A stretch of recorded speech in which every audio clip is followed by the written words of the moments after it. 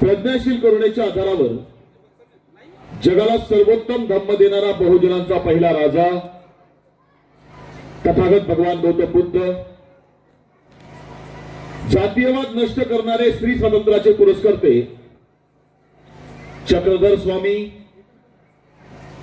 भागवत धर्माची पताका आपल्या खांद्यावर मिरवणारे जगद्गुरु संतश्रेष्ठ नामदेव महाराज, विंचू देव्हाऱ्यावरी आला देवपूजा नावले त्याला, तेथे पैजाराचे काम अधमाशी तो अधम, असं म्हणत क्रांतीची बीज या मातीमध्ये रुजवणारे जगद्गुरु संतश्रेष्ठ तुकोबाराय. काशी जाते मथुरा जाते तीनों समय तुम नहाते, अरे पानी से क्या पाया मेंढक तो पानी में सोते, या शब्दात समाजाचा माथा ठिकाणावर आणणारे महात्मा कबीर. अहत तंजावर तहत पेशावर अवघा मुलूक आपला, असं म्हणत ज्या पित्याने आपल्या पुत्राच्या काळजाला साथ घातली आणि या महाराष्ट्राच्या मातीमध्ये स्वराज्य उभं करून दाखवलं, ते स्वराज्य संकल्पक शहाजी राजे भोसले. आजही ज्या युगपुरुषाचं नाव ऐकल्यावर आमच्या घराघरातल्या प्रत्येक आईला असं वाटतं की असा पोर माझ्या पोटी जन्माला यायला हवा, असा जगाच्या इतिहासातला सर्वोत्तम पुत्र छत्रपती शिवाजी महाराज. ज्या राजपुत्राचं नाव ऐकल्यावर आमच्या तरुणांच्या नसानसामधलं रक्त खवळून उठतं, आणि ज्या राजपुत्रानं वयाच्या 14व्या वर्षी संस्कृत मध्ये ग्रंथ लिहून 32व्या वर्षी या मातीकरता प्राणाचं बलिदान केलं, ते स्वराज्याचे दुसरे छत्रपती छत्रपती संभाजी महाराज. पुण्यामध्ये येऊन शनिवार वाडा बांधणाऱ्या नादान पेशव्यांना गरजणारी की तट मातीचे नाही तर छातीचे करायचे असतात, आणि छातीचे तट करायची हिंमत या मातीमध्ये कोणा ऐऱ्या गैऱ्यामध्ये नाही, ती इथल्या बहुजन समाजामध्ये आहे, हे ठणकावून सांगणारे लोकराजा राजर्षी छत्रपती शाहू महाराज. विद्येविना मती गेली, मती विना नीती गेली, नीती विना गती गेली, गती विना वित्त गेले, आणि वित्ताविना शूद्र खचले, आणि हे सगळे अनर्थ एका अविद्येने केले. या शब्दात विद्येचं महत्व जगासमोर मांडणारे राष्ट्रपिता महात्मा ज्योतिराव फुले.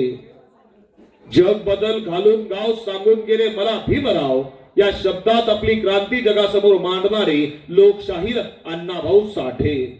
बापहो, जेवणाचं ताट मोडा, पोराले कपडे घेऊ नका, बायकोले साडी घेऊ नका, पण पोराले शाळेत शिकाले धाडा, असा जगावेगळा संदेश देणारे राष्ट्रसंत गाडगे बाबा.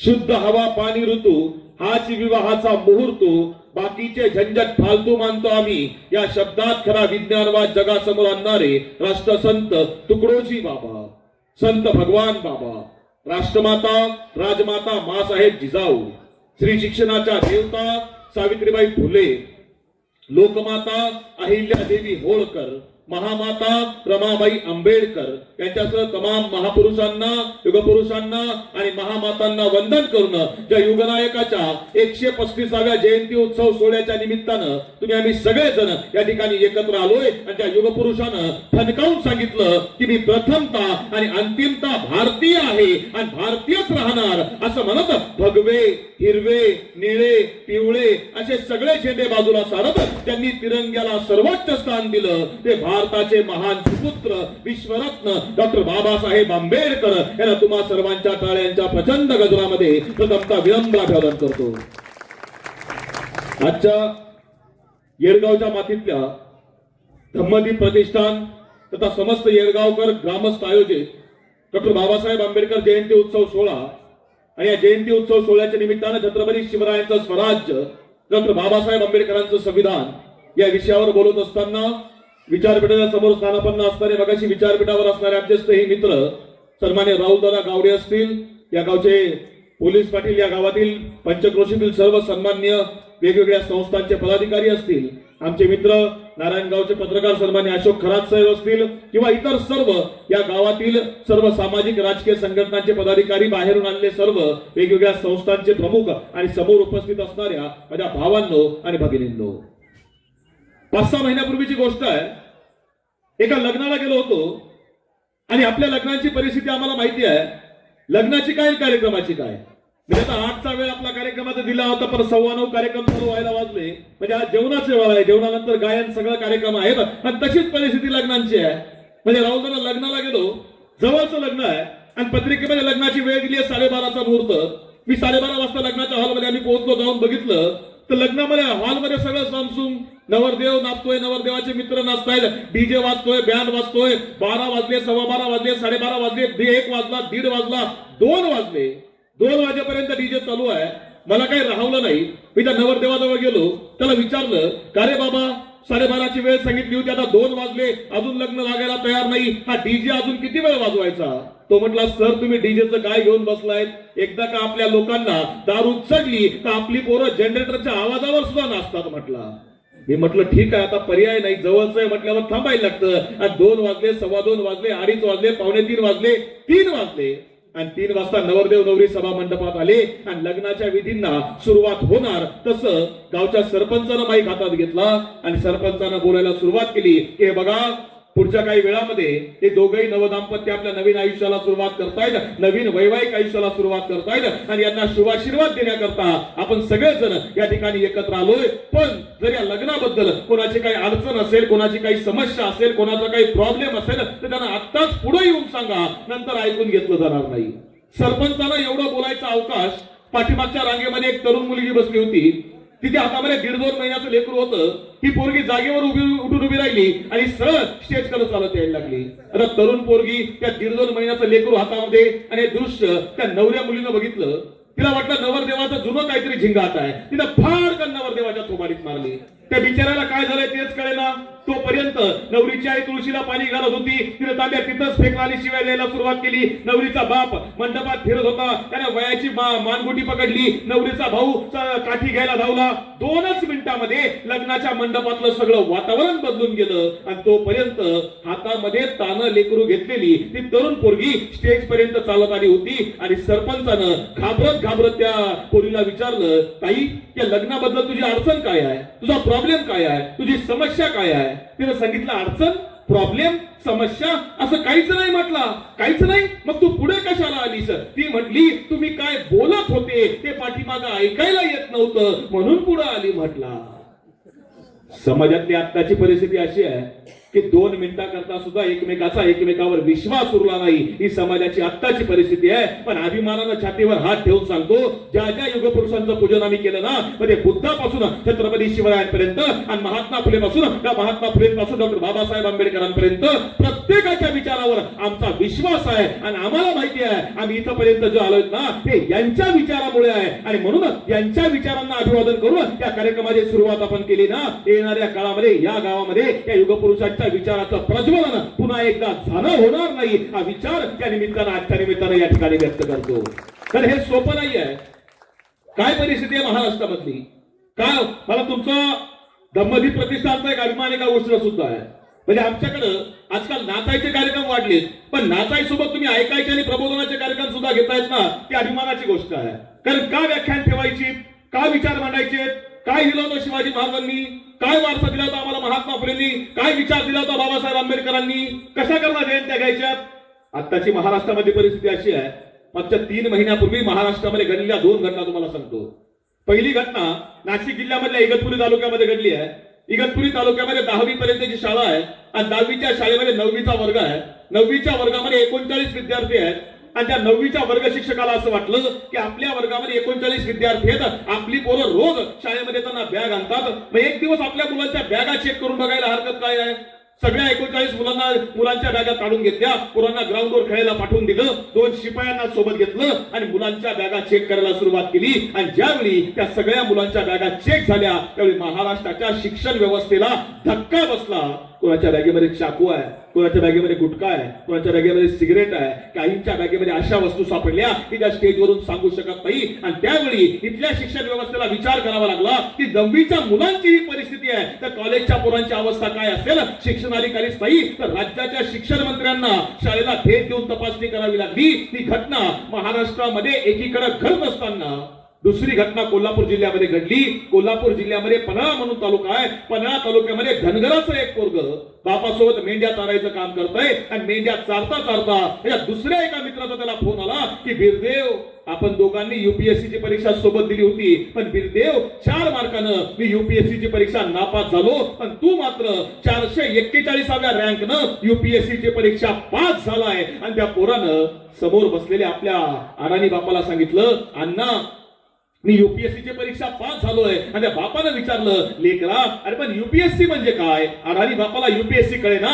या पोरानं सांगितलं, अण्णा मी कलेक्टर झालोय, कलेक्टर. आणि त्या बापानं आपल्या डोक्यावरचा फेटा काढला, पोराच्या डोक्यात घातला. बापानं पोराचा केलेला तो आयुष्यामधला पहिला आणि कदाचित सर्वात मोठा सन्मान होता. माझा प्रश्न फक्त एवढाच आहे आजच्या निमित्तानं की आमची पोरं कोणत्या गटात आहेत याचं चिंतन आम्हाला करावं लागेल ना, त्याचा विचार आम्हाला करावा लागेल. आणि हा विचार जर करायचा असेल तर आजच्या काळामध्ये महापुरुषांच्या विचाराशिवाय पोरं पुढे जाऊ शकत नाही. आणि मग शिवाजी महाराजांचा विचार असेल, महात्मा फुलेंचा विचार असेल, राजर्षी शाहू महाराजांचा विचार असेल, डॉक्टर बाबासाहेब आंबेडकरांचा विचार असेल, हा विचार आम्हाला आमच्या पिढीला द्यावा लागेल. कारण जगातल्या शेकडो लोकांनी आमचा आदर्श घेऊन माणसं पुढे गेलीत, पण दुर्दैवानं आमची परिस्थिती अशी आहे, आमच्यापर्यंत हा विचार आला का? भारताचे पंतप्रधान मागच्या काही दिवसांपूर्वी जपानला गेले होते. तुम्हाला उदाहरण सांगतो म्हणजे समजेल जगात आमची प्रतिमा काय आहे. भारताचे पंतप्रधान जपानला गेले होते. 4 दिवसाचा दौरा होता. पहिल्या 2 दिवसामध्ये जपानच्या वेगवेगळ्या ठिकाणी व्हिजिट झाल्या आणि शेवटच्या दिवशी जपानचे पंतप्रधान तोशिबे यांनी भारतीय पंतप्रधानांकरता जेवण ठेवलं होतं.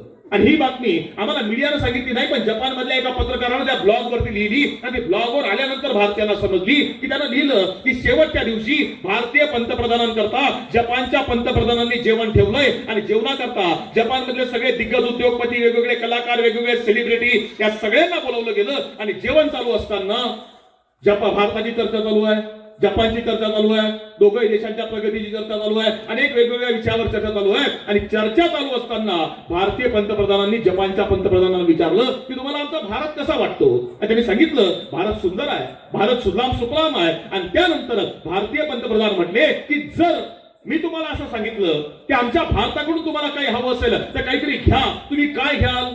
आता आमच्या पंतप्रधानांनी विचार केला, मागून मागतील काय?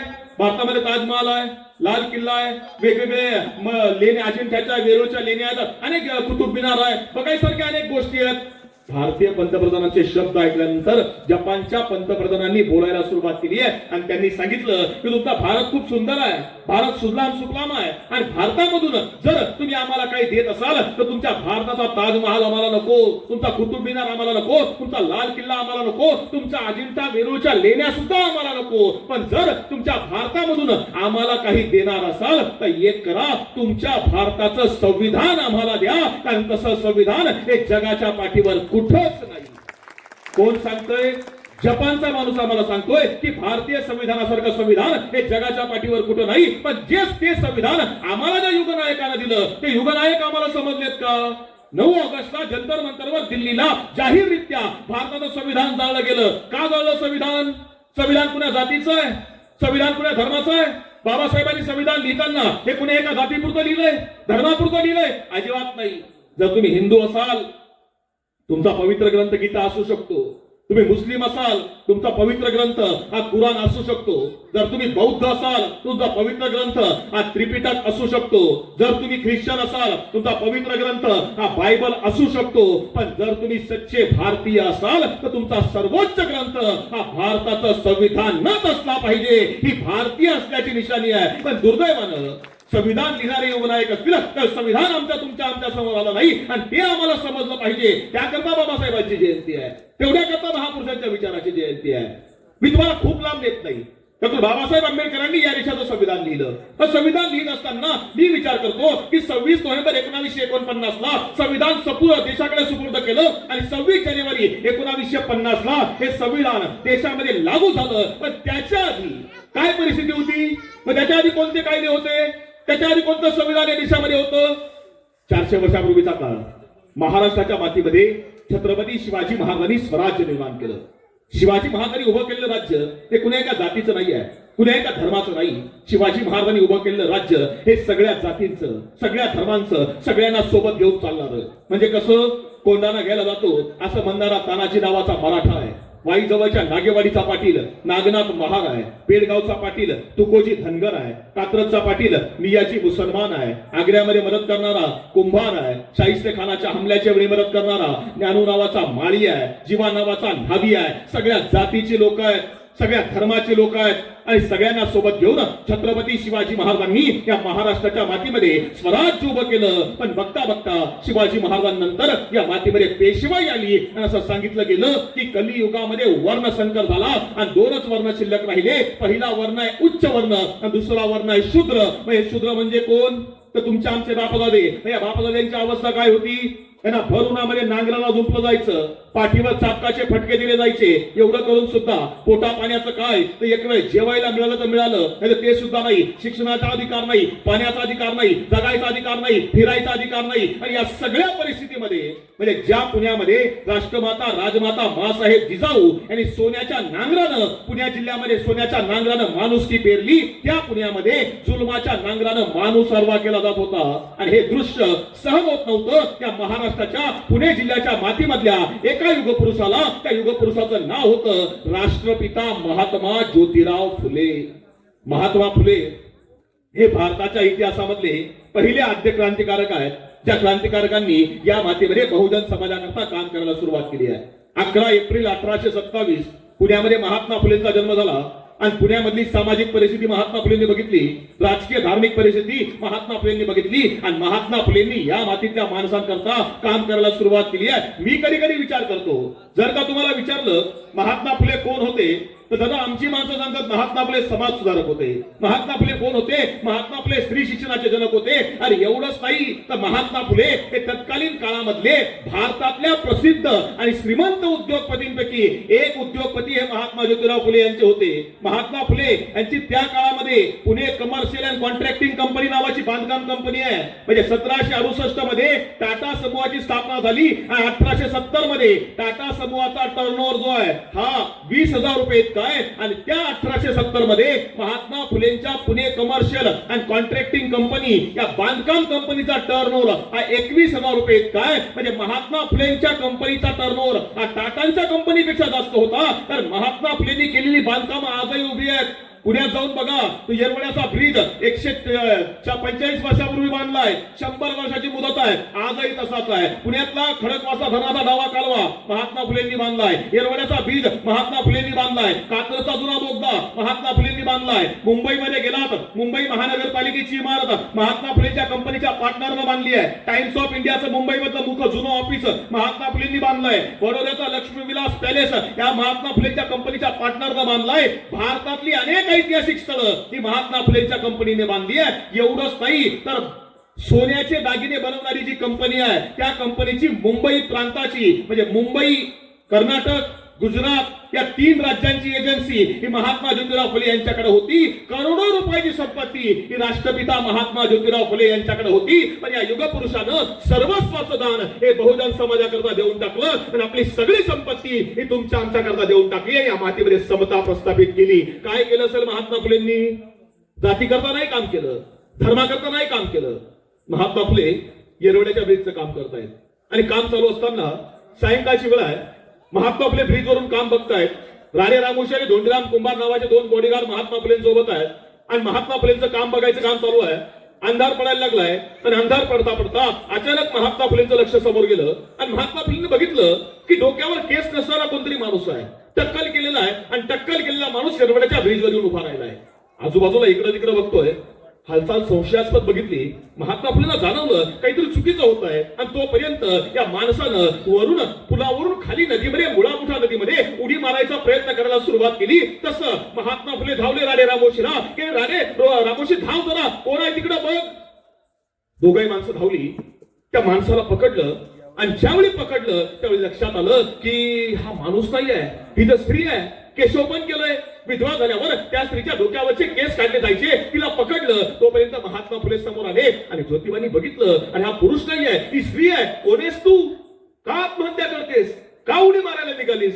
आणि तिसरी रडायला लागली, सांगायला लागली, सोडा मला, मला जगायचं नाही, मला सोडा, मला आत्महत्या करायची आहे, मला सोडा. ज्योतिबाने विचारलं, बाळा घाबरू नकोस, मी ज्योतिराव फुले, काय काम असेल ते मला सांग, पण तू आत्महत्या करायची नाही. आणि ज्योतिराव फुले हे नाव ऐकताच त्या स्त्रीनं आपले हात जोडले, महात्मा फुलेंच्या पायावर धावली, तात्या मला सोडा, मला आत्महत्या करायची आहे. आणि ज्योतिरावांनी विचारलं, बाळा थांब, आत्महत्या करू नकोस, घरी चल, घरी सावित्री आहे, मला नको, तिला सांग.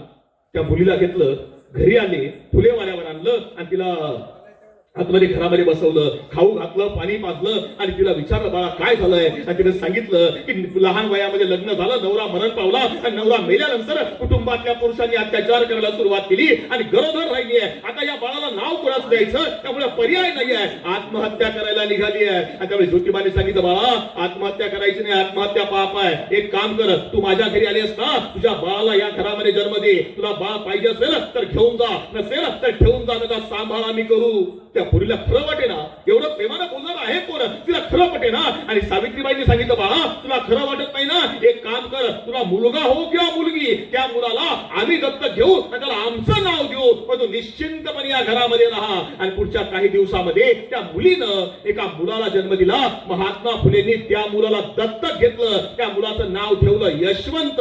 आणि त्या मुलाला त्या काळामध्ये महात्मा फुलेंनी डॉक्टर करून दाखवलं. स्त्रियांच्या सन्मानाचा विचार हा महात्मा फुलेंनी भारताच्या इतिहासामध्ये त्या काळामध्ये पहिल्यांदा मांडला आणि तुमच्या आमच्या करता काम करायला सुरुवात केली आहे. तुमच्या आमच्या करता पहिल्यांदा काम हे राष्ट्रपिता महात्मा ज्योतिराव फुले यांनी केलंय. म्हणजे तुमच्या येरगावमध्ये आल्यानंतर समाधान एका गोष्टीचं माता भगिनींना वाटतं की एवढ्या संख्येनं तुम्ही इथे येतात कार्यक्रमाला का. याचं कारण असं आहे की आम्हाला इथं बसायचा जो अधिकार आहे ना, हा या युगपुरुषांनी दिलाय. आम्हाला जो सन्मान आहे ना, या महापुरुषांनी दिलाय. याचं कारण असं आहे की एखादी स्त्री एखाद्या मंदिराची पुजारी होऊ शकत नाही, एखादी स्त्री एखाद्या मशिदीची मौलवी होऊ शकत नाही, एखादी स्त्री एखाद्या चर्चमध्ये पादरी होऊ शकत नाही, पण एखादी स्त्री या देशाची राष्ट्रपती होऊ शकते, एक स्त्री या देशाची पंतप्रधान होऊ शकते, एक स्त्री या देशामध्ये सरपंच उपसरपंच आणि वेगवेगळ्या राजकीय पदावर जाऊ शकते. तर हा सगळा सन्मान जो आहे हा आम्हाला महात्मा फुले आणि डॉक्टर बाबासाहेब आंबेडकरांमुळे मिळाला आहे. आणि ते ऋण तुम्हाला आम्हाला फेडावं लागेल. तेवढ्या करता जयंती आहे, तेवढ्या करता विचार आहे. पण दुर्दैवानं 28 नोव्हेंबर 1890 महात्मा फुले यांचं निधन झालं. आणि मग बातमी समजली की आता कोण या बहुजन समाजाकरता आता कोण उभं राहणार. आणि त्या काळामध्ये वयाच्या 20व्या वर्षी एक राजा हा तुमच्या आमच्या करता पुन्हा उभा राहिलाय. त्या राजाचं नाव आहे राजर्षी छत्रपती शाहू महाराज. वयाच्या 20व्या वर्षी शाहू महाराज गादीवर आले. आणि मग महाराजांनी कोल्हापुरामधली परिस्थिती बघितली, महाराष्ट्रामध्ये परिस्थिती बघितली आणि महाराजांनी विचार केला या बहुजन समाजाला न्याय द्यायचा असेल तर यांना आपल्याला शिक्षण द्यावं लागेल, शिक्षण द्यायचं असेल तर आरक्षण द्यावं लागेल, आणि आरक्षण द्यायचं असेल तर नोकऱ्या सुद्धा द्याव्या लागतील. आणि शाहू महाराजांनी बहुजन समाजामधल्या लोकांना आपल्या वाड्यावर नोकऱ्या द्यायला सुरुवात केली आहे. मराठा असेल, माळी असेल, तेली असेल, वंजारी असेल, महार असेल, सांभार असेल, सुतार असेल, मातंग असेल, लोहार असेल, सगळ्यांना शाहू महाराजांनी नोकऱ्या, आरक्षण, सुविधा द्यायला सुरुवात केली आहे. आणि हे देत असताना दुपारची वेळ आहे. शाहू महाराज वाड्यावर बसलेत. एक माणूस धावत आला, मुजरा केला आणि सांगितलं, महाराज एक बातमी कानावर आली आहे. म्हणजे काय महाराज, अहो एक दलिताचा पोर आहे, त्यांचं नाव आहे भीमराव रामजी आंबेडकर. हा मुलगा अमेरिकेमध्ये गेलाय आणि अमेरिकेमधून MA PhD होऊन भारतात परत आलाय. शाहू महाराजांच्या अंगावर काटा आला. आणि ज्या समाजाला जगायचा अधिकार नाही, ज्या समाजाला शिकायचा अधिकार नाही, हातामध्ये पुस्तक घेण्याचा अधिकार नाही, त्या समाजामधल्या मुलानं अमेरिकेत जावं, डॉक्टरेट व्हावं, भारतामध्ये परत यावं. समाज क्रांती आहे. कुठे आहेत बाबासाहेब, कुठे? मला त्यांना भेटायचं आहे. आणि तसं तो माणूस सांगतो, महाराज ते बाबासाहेब इथं पुण्यात नाहीत, कोल्हापुरात नाहीत, ते मुंबईला असतात. मुंबई ना, माणसं पाठवा मुंबईमध्ये. शाहू महाराजांनी त्या काळात 2 माणसं मुंबई पाठवली. ती माणसं की मुंबई फिरतायत, पण बाबासाहेबांचा पत्ता काही त्या माणसाला सापडत नाही. माणसं नाराज झाली, निराश झाली, परत आली. शाहू महाराजांना मुजरा केला आणि सांगितलं, महाराज अख्खी मुंबई फिरलो बघा, पण बाबासाहेबांचा पत्ता काही कुठं सापडला नाही. महाराज म्हटले, ठीक आहे, तुम्हाला नाही सापडला ना, उद्या मी जातो.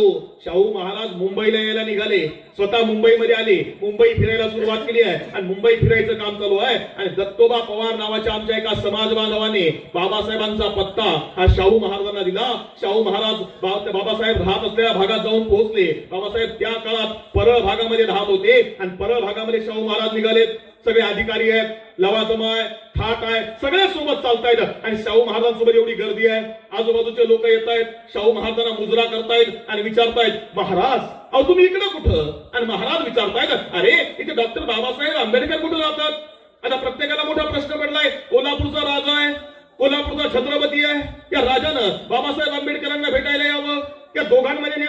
काय आहे कोणाला कळत नाही. आणि तोपर्यंत बाबासाहेब आंबेडकर राहत असणाऱ्या घरापर्यंत शाहू महाराज जाऊन पोहोचले आणि एक छोटस पोरग वरच्या मजल्यावर अभ्यास करत बसलेल्या बाबासाहेबांजवळ गेलो होतं आणि बाबासाहेबांना सांगत होतं, बाबासाहेब चला, तुम्हाला भेटायला कोणीतरी कोल्हापूरचा राजा आलाय.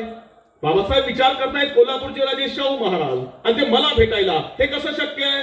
आणि कसा खालून आवाज आला, ओ भीमराव, अहो या की खाली, आम्ही आलोय भेटायला. आवाज ऐकला आणि बाबासाहेब खाली धावले आणि समोर बघितले राजर्षी छत्रपती शाहू महाराजांचं कार्य आणि कर्तृत्व बाबासाहेबांना ठाऊक होतं. बाबासाहेब सरदिशी शाहू महाराजांजवळ धावले. शाहू महाराजांनी आपले बाहू फैलावले आणि शाहू महाराजांच्या मिठीमध्ये बाबासाहेब सामावले गेले. दोघांची मिठी घट्ट झाली आणि बराच वेळ दोघांच्या डोळ्यामधून अश्रूंची धार लागली आहे. बराच वेळ दोघे रडतायत आणि बऱ्याच वेळानं मिठी सैल झाली. आणि तसं बाबासाहेब शाहू महाराजांना विचारतायत, महाराज तुम्ही का आलात, तुम्ही का कष्ट घेतलेत, तुम्ही मला एक आवाज दिला असता तर तुमच्या एका हाकेसरशी मी कोल्हापूरला येऊन दाखल झालो असतो. महाराज तुम्ही का आलात, तुम्ही राजे आहात. आणि त्यावेळी शाहू महाराज सांगतायत, बाबासाहेब अहो आम्ही परंपरेचे राजे, बाबासाहेब तुम्ही ज्ञानाचे राजे. अहो ज्ञानाच्या भेटीला परंपरा आली तर काय फरक पडतो. हे नातं या दोघांमधलं.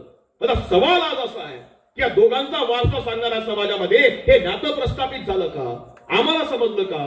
2000 साली राज्यघटनेच्या पुनर्लोकनाचा डाव मुंबईमध्ये काही लोकांनी आखला आणि मुंबईमध्ये दंगल उसळली आहे. आणि या दंगलीचा फायदा घेत काही समाजकंटकांनी मुंबईमधल्या घाटकोपर मधल्या रमाबाई आंबेडकर नगर परिसरामधल्या बाबासाहेबांच्या पुतळ्याला दगड मारला आणि दुसऱ्या दिवशी त्याच भागामधल्या छत्रपती शिवाजी महाराजांच्या पुतळ्याची मोडतोड करण्यात आली. अरे पण रणांगणावर पडलेलं कुराण, शत्रूच्या छावणीमध्ये सन्मानानं पाठवणारे शिवराय आणि मनुस्मृती जाळून राज्यघटना लिहिणारे भीमराय हे आमच्याकरता एकच आहेत. हे सांगायचं कोणी, हे सांगायचं काम आपल्याला करावं लागेल. तर महापुरुषांची परिस्थिती आत्ताची अशी आहे देशामधली की आमच्याकडे सगळं वाटलं गेलं. आम्ही भाषा वाटल्यात, आम्ही प्रांत वाटलेत, आम्ही गट वाटलेत, आम्ही गण वाटलेत. आमच्या लोकांनी आमचे महापुरुष सुद्धा वाटलेत.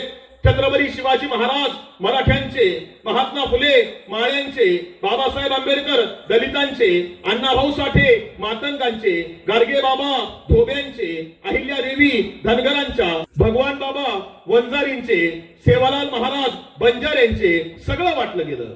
कारण आज परिस्थिती अशी आहे की निसर्गाने निर्माण केले रंग सुद्धा गावडे साहेब वाटलेत. कसे, भगवा हिंदूंचा, हिरवा मुसलमानांचा, निळा बौद्धांचा, पिवळा धनगरांचा सगळं वाटून घेतलं. पण आम्हाला हे नाही समजलं की छत्रपती शिवाजी महाराजांनी भगवा निवडला होता. भगवा का निवडला.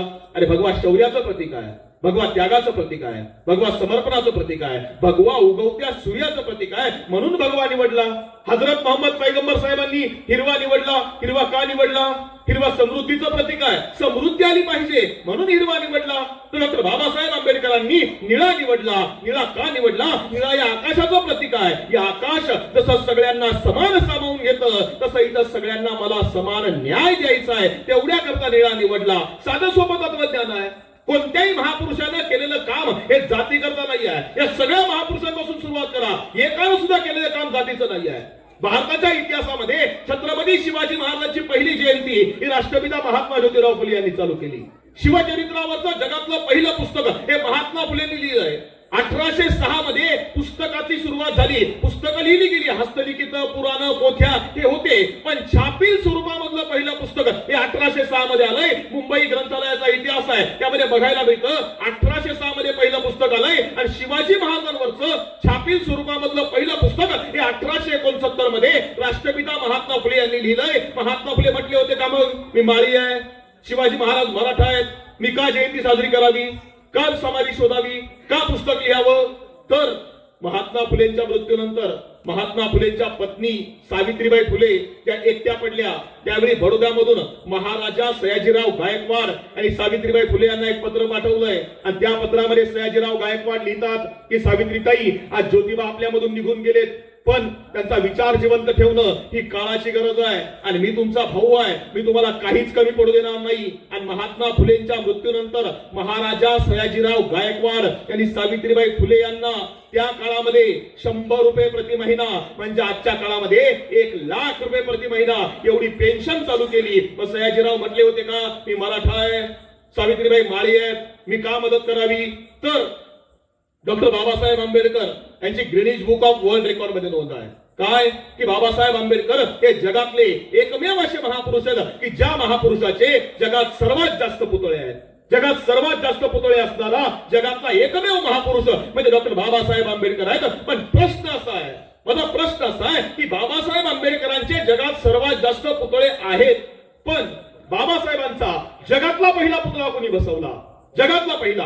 म्हणजे आता उत्तर असं आहे की डॉक्टर बाबासाहेब आंबेडकरांचे जगात सर्वात जास्त पुतळे आहेत, पण बाबासाहेबांचा जगातला पहिला पुतळा हा कोल्हापूरच्या बिंदू चौकात भाई माधवराव बागल या मराठा समाजामधल्या पुढाऱ्यानं बसवला. आणि त्यांनी सांगितलं काय, डॉक्टर बाबासाहेब आंबेडकर हे आमचं दैवत आहे. ही आपल्या मातीची परंपरा आहे, हा आपल्या मातीचा विचार आहे. आम्हाला द्यावा लागेल. तर या सगळ्यांना माहिती आहे की बाबासाहेबांनी जे दिलंय ना हे जातीचं नाही आहे, बाबासाहेबांनी जे दिलंय ना धर्माचं नाही आहे, बाबासाहेबांनी मानवतेच्या आधारावर दिलंय. तर अनेक लोक म्हणतात बाबासाहेबांनी काय दिलं? बाबासाहेबांनी देशाला संविधान दिलंच, पण संविधानासोबत काय दिलंय बाबासाहेबांनी? आज या ठिकाणी एवढ्या संख्येनं तुम्ही महिला भगिनी आहेत. त्या काळामध्ये जेव्हा बाबासाहेब आंबेडकर संविधान लिहित आहेत, कायदे करायचं काम चालू आहे. आणि कायदे करायचं काम चालू असताना अनेकांनी संविधान सभेमध्ये विषय मांडला काय की मतदानाचा अधिकार द्यायचा आहे. अधिकार कोणाला द्यायचा? काही म्हणतात मतदानाचा अधिकार द्यायचा आहे ना, जो टॅक्स भरतो, कर भरतो, त्याला मतदानाचा अधिकार असला पाहिजे. बाबासाहेब म्हणते तसं होऊ शकत नाही. मग काही म्हणतात ठीक आहे, गावातली प्रतिष्ठित पंच कमिटी घ्या, त्या पंच कमिटीला मतदानाचा अधिकार असला पाहिजे. बाबासाहेब म्हणते तसंही होऊ शकत नाही. मग काही लोक म्हणले ठीक आहे, फक्त पुरुषांना मतदानाचा अधिकार द्या, कारण तोपर्यंत जगातल्या अनेक देशांमध्ये स्त्रियांना मतदानाचा अधिकार नव्हता. बाबासाहेब म्हटले असं होऊ शकत नाही. म्हटले मग बाबासाहेबांना विचारलं तुम्हाला काय वाटतं, मतदानाचा अधिकार कोणाला दिला पाहिजे? बाबासाहेब आंबेडकरांनी सांगितलं मतदानाचा अधिकार द्यायचा आहे ना, तो इथं प्रत्येकाला समान दिला पाहिजे. स्त्री असो किंवा पुरुष असो, इथं प्रत्येकाला मतदानाचा अधिकार असला पाहिजे. आणि तो देताना अधिकार असा असला पाहिजे की देशाच्या राष्ट्रपती आणि पंतप्रधानांना सुद्धा एकाच मतदानाचा अधिकार आहे. आणि त्याच समान मतदानाचा अधिकार हा इथल्या स्त्रीला किंवा पुरुषाला असला पाहिजे, कारण इथं सगळ्या समान आहेत. इथं विषमता असायला नको. आणि हे मत मान्य झालं आणि तुम्हाला आम्हाला मतदानाचा अधिकार मिळाला, बाबासाहेबांमुळे मिळाला. एवढंच करून बाबासाहेब थांबले नाहीत. आज आपल्या खिशामध्ये जे चलन आहे ना, पैसा, नोट, ज्याला रुपया आम्ही म्हणतो, त्या रुपयाची जगातली किंमत जी आहे ना, ही डॉक्टर बाबासाहेब आंबेडकरांनी ठरवली. तुम्ही म्हणाल हा काय सांगतोय? हो, ते मी सांगत नाही, ते जगातल्या अनेक अर्थतज्ञांनी लिहिलेली जी पुस्तकं आहेत त्या पुस्तकांच्या आधारे मी तुम्हाला सांगतोय. 1920 पर्यंत भारताचं चलन जे आहे चांदीवर आधारित होतं. म्हणजे चांदीची किंमत पडली तर रुपयाची किंमत पडायची, चांदीची किंमत वाढली तर रुपयाची किंमत वाढायची. आणि 1920च्या दरम्यान पहिलं महायुद्ध संपलं आणि त्या महायुद्धानंतर जगातल्या अनेक देशांना चांदीच्या खाली सापडल्या आणि भारतीय रुपयाची किंमत कोसळली. आता भारतीय चलनाचं काय करायचं? इंग्रजांपुढे प्रश्न आहे. इंग्रजांपुढे प्रश्न पडलाय. आणि 1923 मध्ये डॉक्टर बाबासाहेब आंबेडकरांनी एक ग्रंथ लिहिलाय. त्या ग्रंथाचं नाव आहे problem of rupee, its origin and it's solution. हा पुस्तक ग्रंथ बाबासाहेबांनी लिहिला आणि तो ग्रंथ इंग्रज अधिकाऱ्यांनी वाचला आणि त्यांच्या लक्षात आलं की भारतीय चलनाची किंमत ठरवायचं काम या ग्रंथाच्या आधारावर होऊ शकतं. आणि त्या काळामध्ये 1924-25 मध्ये यंग हिल्टन नावाच्या अधिकाऱ्याच्या नेतृत्वामध्ये यंग हिल्टन कमिशन स्थापन केलं गेलं. आणि या कमिशननं भारतीय रुपयाची किंमत ठरवायला सुरुवात केली आहे. पण त्यांच्याकडून ती काही काम होईना, तर या ग्रंथाचा काही भाग अपूर्ण होता आणि तो डॉक्टर बाबासाहेब आंबेडकरांना माहिती होता. बाबासाहेबांच्या आधी त्यांनी सगळ्यांची मतं जाणून घेतली, देशातल्या लोकांची, अर्थतज्ञांची, पण त्यांना काही लक्षात येईना. शेवटी या कमिशनचे सदस्य नसताना बाबासाहेबांना बोलवलं गेलं, त्यांना विनंती केली गेली की बाबासाहेब तुम्ही मार्गदर्शन करा, त्यावेळी भारतीय चलनाची किंमत ठरेल. आणि बाबासाहेब आंबेडकरांनी यंग हिल्टन कमिशन समोर आपली भूमिका मांडली, आपले विचार मांडले. आणि ते विचार त्या यंग हिल्टन कमिशननं इंग्रज अधिकाऱ्यांसमोर ठेवले. ते लेखी स्वरूपामध्ये आहेत, दस्तऐवज आहे, वाचून बघा. बाबासाहेबांनी सूचना मांडल्या की भारताची अर्थव्यवस्था ही चांदीवर नव्हे तर सोन्यावर आधारित असली पाहिजे. सोन्याचं मानक ठरवलं गेलं पाहिजे. महागाई कमी करायची असेल तर चलन किती छापायचं याचा अंदाज देशाच्या अर्थव्यवस्थेमध्ये असला पाहिजे. आणि हा अंदाज यायचा असेल तर देशाच्या बँकिंगवर आणि अर्थव्यवस्थेवर नियंत्रण ठेवणारी एक देशातली सर्वात मोठी बँक असली पाहिजे. आणि बाबासाहेबांच्या सूचनेवरून 1 जानेवारी 1 एप्रिल 1935 ला रिझर्व्ह बँक ऑफ इंडियाची स्थापना करण्यात आली आणि रिझर्व्ह बँक ऑफ इंडियाची स्थापना करण्याच्या पूर्वी बाबासाहेबांनी ती कशी असली पाहिजे हे त्या कमिशन समोर सांगितलं होतं. बाबासाहेब म्हणतात की ही बँक स्वायत्त असली पाहिजे. म्हणजे सरकार बदललं तरी या बँकेवर पक्षाची सत्ता यायला नको, सरकारची सत्ता यायला नको. या बँकेचा जो गव्हर्नर आहे हा क्षेत्रामधला जाणकार असला पाहिजे. यादी काढून बघा गव्हर्नरांची. त्या काळामध्ये पहिले 2 गव्हर्नर इंग्रज आहे आणि पहिले भारतीय गव्हर्नर चिंतामणराव देशमुख अर्थतज्ञ आहेत. आपले पंतप्रधान मनमोहन सिंग अर्थतज्ञ आहेत. रघुराम राजम, उर्जित पटेल, शक्तिदास सिंह सगळे अर्थतज्ञ आहेत. सगळे अर्थतज्ञ रिझर्व्ह बँकेचे गव्हर्नर आहेत. पण हे जे सगळे आहेत ना हे डॉक्टर बाबासाहेब आंबेडकरांनी दिलेल्या सूचनेवरून त्या ठिकाणी बसलेत. आम्हाला सांगावं लागेल. बरं फक्त एवढंच करून बाबासाहेब थांबले नाहीत. बाबासाहेबांनी या देशामध्ये शेतकऱ्यांकरता काम केलं. बाबासाहेबांनी जगातला त्यांच्या आयुष्यामधला पहिला मोर्चा जो काढलाय हा खोत पद्धती विरुद्ध आहे. म्हणजे त्या काळामध्ये कोकण परिसरामध्ये पुण्यापासून इथून खाली उतरला जुन्नरचा आपला घाट, तर हा घाट उतरल्यानंतर पलीकडच्या बाजूला खोत पद्धत होती. खोत पद्धत म्हणजे काय? एका गावात एक खोत असायचा, सगळी जमीन त्याची, शेतकऱ्यांनी फक्त कसायचं. बाबासाहेब म्हटले ही जुलमी पद्धत आहे, जमीन कसणाऱ्याची असली पाहिजे, प्रत्येकाला जमीन मिळाली पाहिजे. बाबासाहेबांनी त्या काळात कोर्टामध्ये बाबासाहेब उभे राहिले आणि या पुण्यापासून खाली गेला तर मुंबईपर्यंत आगरी समाज बांधवांच्या ज्या सगळ्या जमिनी आहेत ना त्या बाबासाहेबांनी आणि आत्ताचे कोकणातले जे जयंत पाटील आहेत त्यांचे वडील PN पाटील यांच्या सोबत बाबासाहेबांनी लढा देऊन त्या जमिनी त्या लोकांना मिळवून दिल्या. ही बाबासाहेबांची देण आहे. कामगारांना 12 तास जे होते कामाचे बाबासाहेबांनी 8 तासावर आणले. स्त्रियांना बाळांपणाच्या काळामध्ये पगारी सुट्टी ही बाबासाहेबांनी दिली. बोनस जो मिळतो ना त्या बोनसची सुरुवात 1942 ते 1946 या काळामध्ये बाबासाहेब कामगार मंत्री आहेत आणि कामगार मंत्री असताना बाबासाहेबांनी बोनसची संकल्पना मांडली आहे. PF मिळतो ना PF ची संकल्पना डॉक्टर बाबासाहेब आंबेडकरांची आहे. असं एकही क्षेत्र नाही त्या क्षेत्राकरता त्या युगपुरुषानं काम केलं नाही. आणि हे सगळं करत असताना बाबासाहेबांच्या लक्षात आलं की इथं सगळं करताना आपल्याला संविधान दिल्याशिवाय पर्याय नाही. बाबासाहेब आंबेडकरांनी या देशाचं संविधान लिहिलं. संविधान सुद्धा लिहिताना जातीचं नाही आहे, धर्माचं नाही आहे. वाचून बघा म्हणजे समजतं काय परिस्थिती आहे संविधानामधली. डॉक्टर बाबासाहेब आंबेडकर संविधान लिहित आहेत आणि संविधान लिहित असताना PV कामत नावाचे एक ग्रस्त आहेत, संविधान सभेचे सदस्य. ते बाबासाहेबांना म्हणतायत की बाबासाहेब तुम्ही संविधान लिहितायत पण बाबासाहेब हा देश धार्मिक आहे, तुम्ही संविधानाची सुरुवात जर देवाच्या नावानं केली तर खूप बरं होईल. बाबासाहेब काहीच बोलले नाहीत. यानंतर मुस्लिम समाजामध्ये सादुल्ला खान नावाचे सदस्य आहेत. हे संविधान सभेमध्ये बाबासाहेबांना सांगतायत की बाबासाहेब तुम्ही संविधान लिहितायत पण संविधानाची सुरुवात जर तुम्ही अल्लाच्या नावानं केली तर खूप चांगलं होईल. बाबासाहेब काहीच बोलले नाहीत. बौद्ध धर्माची काही लोक बाबासाहेबांना जाऊन भेटली आणि बाबासाहेबांना सांगितलं बाबासाहेब तुम्ही संविधान लिहितायत पण संविधानाची सुरुवात जर तुम्ही बुद्धाच्या नावानं केली तर खूप चांगलं होईल. जैन समाजाचं शिष्टमंडळ बाबासाहेबांना भेटण्याचा लेखी पुरावा आहे. ते सांगतात की बाबासाहेब वर्धमान महावीरांचा विचार हा जगात सर्वोत्तम आहे, तुम्ही महावीरांच्या नावानं संविधानाची सुरुवात करा. बाबासाहेब काहीच बोलले नाहीत. आणि या विषयावर ज्यावेळी बाबासाहेब संविधान सभेमध्ये बोलायला उभे राहिले त्यावेळी बाबासाहेब सांगतायत की मी लिहित असणारं संविधान हे कुण्या एका जातीचं नाही आहे, कुण्या एका धर्माचं नाही आहे. मी लिहित असणारं संविधान हे समस्त भारतीयांचं आहे आणि म्हणून या संविधानाची सुरुवात ही भारतीयांच्या नावानं होणार. वाचून बघा संविधानाची सुरुवात आहे काय? आम्ही भारताचे लोक, आम्ही भारताचे लोक. कलम क्रमांक 1 देशाचं नाव निश्चित केलं भारत, दॅट इज इंडिया. पुन्हा चंद्र सूर्य असेपर्यंत नावामध्ये बदल होऊ शकत नाही. कलम क्रमांक 2, 3 नवीन राज्याची निर्मिती केली. कलम क्रमांक 14 समानतेचा अधिकार दिला.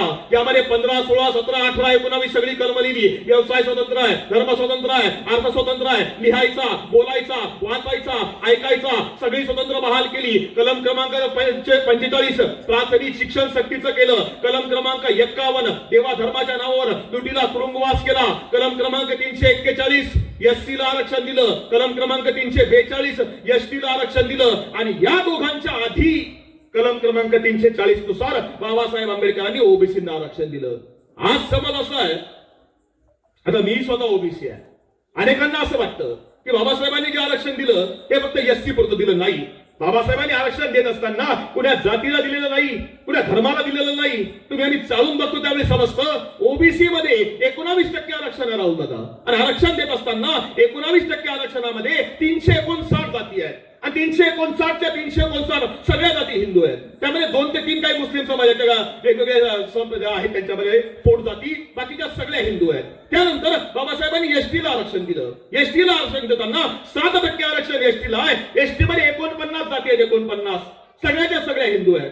त्यानंतर बाबासाहेबांनी एससीला आरक्षण दिलं. एससीला आरक्षण देत असताना ते 13% आरक्षण आहे. 13% आरक्षणामध्ये 59 जाती आहे, त्यामधला एक बौद्ध सोडला तो उरलेले 58 आहेत. म्हणजे सगळ्या जातींना बाबासाहेबांनी आरक्षण दिलं. आणि त्यावेळी बाबासाहेब सांगतायत की ज्यांना कोणी नेता नाही ना, आदिवासींना नेता नाहीये, मुस्लिमांना त्या काळात नेता नाहीये, जो अभ्यासू असणारा त्या काळामध्ये ज्या छोट्या छोट्या जाती आहेत त्यांना नेता नाहीये, ओबीसींना नेता नाहीये. त्यावेळी बाबासाहेब म्हणतात की ज्यांना कोणी नाही ना त्यांच्याकरता मी आहे. आणि या सगळ्या जातींना बाबासाहेबांनी आरक्षण दिलं आणि यांना प्रस्थापित समता प्रस्थापित करून बाबासाहेबांनी न्याय देण्याचं काम केल्याचं कारण आहे. हे कुण्या जातीचं नाही आहे, कुण्या धर्माचं काम बाबासाहेबांनी केलं नाही, बाबासाहेबांनी मानव जातीचं काम केलंय. हे तुम्हाला आम्हाला समजावून सांगावं लागेल. आणि तेवढ्याकरता बाबासाहेबांचा विचार आहे. आणि हे सांगायचं काम आईनं करायचं आहे, हे सांगायचं काम बापानं करायचं आहे. तर इथं याल, ऐकाल, कुठून निघून जाल. तरुण पोरं कुठे आहेत? तरुण पोरी पिढी आमची आली पाहिजे. कारण आमच्या पोरांना आमचा इतिहास सांगावा लागेल. कारण गालिब म्हणतो जिस शहर में बारिश ना हो वहां की फसलें खराब होती है और जिस समाज को अपना इतिहास ना पता हो उनकी नस्लें बर्बाद होती है. आमच्या पोरांना आमचा इतिहास समजला पाहिजे. तर परिस्थिती आता अशी आहे की हातामधला मोबाईल आमच्या पिढीला सुधरू देत नाही. परवा मी त्या इचलकरंजीमध्ये व्याख्यानाला होतो आणि इचलकरंजीमधून व्याख्यानचा सकाळी पोहोचतो रेल्वेनं आणि ते म्हटले की सर तिथं आपला व्याख्यानाचा कार्यक्रम आहे, त्या समोरच घर आहे आणि आज सकाळी तिथल्या एका पोरानं आत्महत्या केली आहे. मी त्या घरामध्ये गेलो, जाऊन बघा सांत्वन करायला जायला काय हरकत आहे. त्याच्या घरी गेलो, विधवा आई बसलेली, 2 वर्षापूर्वी वडिलांचं निधन झालेलं, 10वी-12वी मधली बहीण बाजूला बसलेली आणि 24 वर्ष वयाच्या पोरानं गळफास घेऊन आत्महत्या करून घेतलेली. मला राहवलं नाही. बाहेर आल्यानंतर मी त्या आयोजकांना विचारलं 24 वर्ष वयाचं पोरगा आहे, का आत्महत्या केली? ते म्हटले 1.5 वर्षापासून बाप मेल्यानंतर पोरानं बापाचा मोबाईल हातामध्ये घेतला आणि बापाच्या मोबाईल वरती पोरगं ऑनलाईन गेम खेळत होतं. ड्रीम 11 सारखे अनेक ऍप मधल्या काळामध्ये ड्रीम 11 बंद केलं, पण IPL मॅच ज्या दिवसापासून चालू झाली त्या दिवसापासून अनेक ऍप वेगवेगळ्या एजन्सी डाउनलोड करून देतात आणि त्या करून या पोरानं ऑनलाईन जुगार खेळायला सुरुवात केली आहे. 1 लाख गेले, लोकांकडून कोणाकडून 500 घे, कोणाकडून 1000 घे, असे वेगळे वेगळे पैसे गोळा केले. 1.5 लाख रुपये पोरगा हारला. शेवटी पैसा परत येत नाही हे बघितलं आणि एके दिवशी आई घरामध्ये नसताना 24 वर्ष वयाच्या पोरानं गळफास घेऊन आत्महत्या करून घेतली. कशामुळे झालं असेल असं? आमच्या मुलाकडे मोबाईल आहे, आईला माहिती आहे. मुलीकडे मोबाईल आहे, आईला बापाला माहिती आहे. पण त्यांच्या मोबाईल मध्ये काय आहे हे फक्त पोरांना माहिती आहे. आमचं दुर्दैव असं आहे, आम्ही हातामधला मोबाईल काढून जोपर्यंत पुस्तक देत नाहीत ना तोपर्यंत पिढी उभं राहणार नाही, तोपर्यंत पिढी घडणार नाही. माझी तुम्हाला विनंती आहे, महापुरुषांची जयंती साजरी करतायत ना, जाताना काय घेऊन जायचं? आम्ही नाचलो इथपर्यंत ठीक आहे, आम्ही ऐकलं, जेवलं, गाणी ऐकलं इथपर्यंत ठीक आहे, व्याख्यान ऐकलं हेही ठीक आहे, पण कार्यक्रमाला आल्यानंतर घरी जाताना काय द्यायचं? त्यांची जयंती आपण साजरी करतो ना, डॉक्टर बाबासाहेब आंबेडकर, बाबासाहेबांनी ठरवलं असतं काय करायचं एवढं शिकून, 1 डिग्री घेतली ना, डॉक्टरेट मिळवली ना, भरपूर झालं. माहित असावं म्हणून तुम्हाला सांगतो, बाबासाहेब आंबेडकरांचा बायोडाटा कधीतरी वाचून बघा. आम्ही 1 डिग्री घेतली, 1 मास्टरेट आमची झाली तर आम्हाला आयुष्याचं सार्थक वाटतं. बाबासाहेब आंबेडकरांकडे 32 डिग्री आहेत, 32, त्यापैकी 15 पेक्षा जास्त डिग्र्या त्या परदेशामधल्या आहेत. बाबासाहेब आंबेडकर अर्थशास्त्रामध्ये डॉक्टरेट आहेत आणि अर्थशास्त्रामध्ये जी डॉक्टरेट आहे बाबासाहेबांची ती आशिया खंडामधली सगळ्यात पहिली डॉक्टरेट आहे. इकॉनॉमिक्स मधली. कशी? आशिया खंडामध्ये 49 देश आहेत, एक नाही, जपान आहे, ब्रह्मदेश आहे, चीन आहे, भारत आहे, पाकिस्तान आहे, श्रीलंका आहे, असे 49 देश आहेत. आणि 49 देशामधली अर्थशास्त्रामधली पहिली डॉक्टरेट ही डॉक्टर बाबासाहेब आंबेडकरांची आहे. केवळ डॉक्टरेट नाही, बाबासाहेबांना त्या काळामध्ये 10 भाषा येत आहेत, 10. मराठी बाबासाहेब बोलतायत, लिहितायत, बाबासाहेबांची पुस्तकं उपलब्ध आहेत मराठी मधली. तत्कालीन देशाची भाषा हिंदी, ही बाबासाहेब हिंदी भाषा बोलतायत, हिंदीची भाषणं बाबासाहेबांची उपलब्ध आहेत. बाबासाहेबांना इंग्रजी लिहिता वाचता बोलता येत आहे. गोलमेज परिषदेमधली लंडन मधली बाबासाहेबांची भाषणं आजही उपलब्ध आहेत. बाबासाहेबांनी MA जर्मन मध्ये केलंय, जर्मन मध्ये. बाबासाहेबांनी फ्रेंच भाषेचा अभ्यास केलाय. बाबासाहेब बडोद्याला असताना गुजराती भाषा शिकले, बडोद्यामध्ये पारसी कुटुंबासोबत होते. बाबासाहेबांनी पारसीचा अभ्यास केला. हिंदू धर्मग्रंथांचा अभ्यास करावा लागेल म्हणून बाबासाहेबांनी संस्कृतचा अभ्यास केला. बाबासाहेबांनी बुद्ध धर्माचा अभ्यास करायकरता पाली भाषेचा अभ्यास केला. बाबासाहेबांनी उर्दू भाषेचा सुद्धा अभ्यास केला. 10 भाषा येत आहेत बाबासाहेबांना, 10 भाषा. आमच्या पोरांना किती येत आहेत? आमच्या मुलीला किती येत आहेत? आजच्या निमित्तानं आम्हाला विचार करावा लागेल, कारण जे पेराल ते उगवणार आहे. तुम्ही आम्ही शेतीची जुळीत असणार माणसं आहोत. शेतीचा साला प्रश्न आहे. शेतीमध्ये किंवा मुलाच्या डोक्यामध्ये जे पेरलं ते उगवतं. चांगलं पेरल्यावर चांगलं उगवून येईल, वाईट पेरल्यावर वाईट उगवून येईल. तुम्हाला उदाहरण सांगतो म्हणजे समजेल. एक साहेब होते, घरामध्ये असले का बायकोला म्हणायचे, ए नालायक पाणी आण, ए नालायक चहा आण, ए नालायक स्वयंपाक झाला का. ऑफिस मध्ये गेले का शिपायाला म्हणायचे, ए नालायका ते फाईल इकडे ठेव, ए नालायका ती मस्तरीकडे आण. मित्रांसोबत गेले का मित्रांना म्हणायचे, नालायक चल गाडी कार येऊ फिरून, ए नालायक जरा चल आपण काम करून येऊ. नालायक शब्द एकदम आवडीचा. कोणीही भेटलं तर नालायक म्हणायचं. त्याचं छोटस पोरग होतं, त्यानं तेच शिकून घेतलं. त्याला वाटतं आपला बाप बोलतोय म्हटल्यावर ते काहीतरी चांगलं असलं पाहिजे. आणि रविवारचा दिवस होता, साहेब घरामध्ये बसले होते आणि फायली चाळायचं काम चालू होतं. आणि आजकाल महत्वाच्या सगळ्या फायली त्या दादा घरामध्येच चाळल्या जातात, त्यामुळे ते फाईल चाळायचं काम चालू आहे. आणि फाईल चालता चालता अचानक साहेबाचं लक्ष गेलं की आपलं पोरग गाडी गाडीचा खेळ खेळतंय. आणि पोरग म्हणत होतं, ट्रिंग ट्रिंग त्या नालायकांना आळे फाट्यावर जायचंय, त्यांनी पटकन गाडीत बसून घ्या. ट्रिंग ट्रिंग त्या नालायकांना नारायणगावला उतरायचंय, त्यांनी पटकन गाडीमधून उतरून जा. बापानं विचार केला, पोरग काहीतरी चुकीचं बोलतोय.